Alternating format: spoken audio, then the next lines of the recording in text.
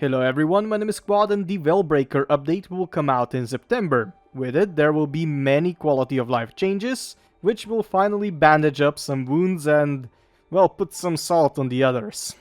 I will list the changes here, but for more information I sincerely recommend you watch Devstream 163.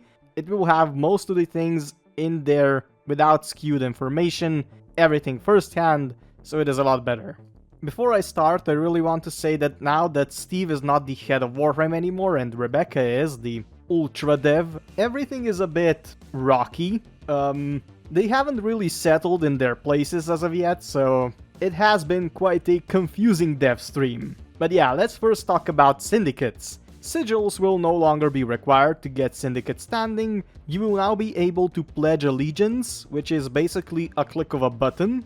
You'll be able to change allegiance at any time, so you don't have to worry about anything. It is in the Syndicate menu, and there was a couple of other features, such as increased affinity or standing gain for specific syndicates every day, such as Red Veil, 15% more, something like that. Yeah, it was a very confusing dev stream, as I said. Next thing is the starter Warframes. Mag, Excalibur and Volt will be subjected to change. The abilities will be reworked to function a bit differently to be much more satisfying and easier to use, since it is for starters and we all know how starters play Warframe. For example, the dash ability of Excalibur, the first one, will now be a lot smoother, and the pull ability will be a lot easier to use, since you will be able to just teleport the enemies to you. Volt will get some more additional speed, which is quite nice, so at least Gauss has some more competition. Some more. When it comes to Gilding, Gilding Zaws, Kit Guns, Amps and Cambion Drift companions, and Moas as well, will now only be useful for getting mastery rank points. All the stats will be granted at the beginning. This is a very big improvement for every single player. The Rivens will now count toward the Riven capacity after you put it on a weapon for the first time. Before that, it will not count, which is amazing. There is so many Rivens laying around that I just have to increase freaking Riven capacity all the time. But now finally, it is done. The next thing is AoE, which will finally get nerfed. Shooting at your toes will finally be gone. Well, kind of. The number of ammo classes will be reduced to 2, primary and secondary. The amount of ammo you get from the pickups will be dependent on the amount of maximum ammo the weapon has. So yeah, Kuvazar for example, no more infinite ammo. We will see how this works. The next thing is headshots, which will be removed for AoE weapons. Not the direct hits, but the explosion part. All the other precision weapons will get a 3 times headshot multiplier, which is a massive freaking buff. The third change is reduced blast radius for the mods that added up, so yeah, quite a lot of nerfs.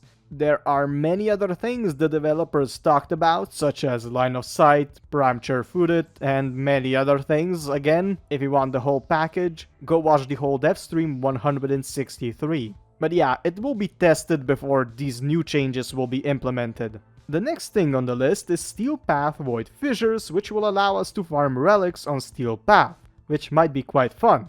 Acolytes will spawn as well, which means Steel Path Endless missions are the new best thing to farm Steel Essence, and also great for cracking relics. In my opinion, the Endless missions should be the only thing that gets subjected to the Steel Path Void Fissure missions, because you know everyone's going to wait for the Acolyte on a capture mission or something. I know this is a bit pessimistic, but I just hope it doesn't work out like my imagination says it will.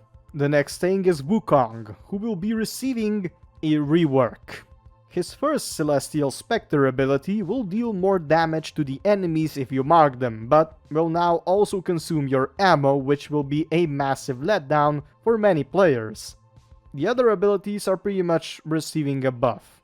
And for the end, there will be some more Voidshell skins that will come out for Wukong, Nova and Styanax, the new Warframe, also from the VEILBREAKER update. Protea will be receiving a new Deluxe Caladria skin, and a new cannon skin as well.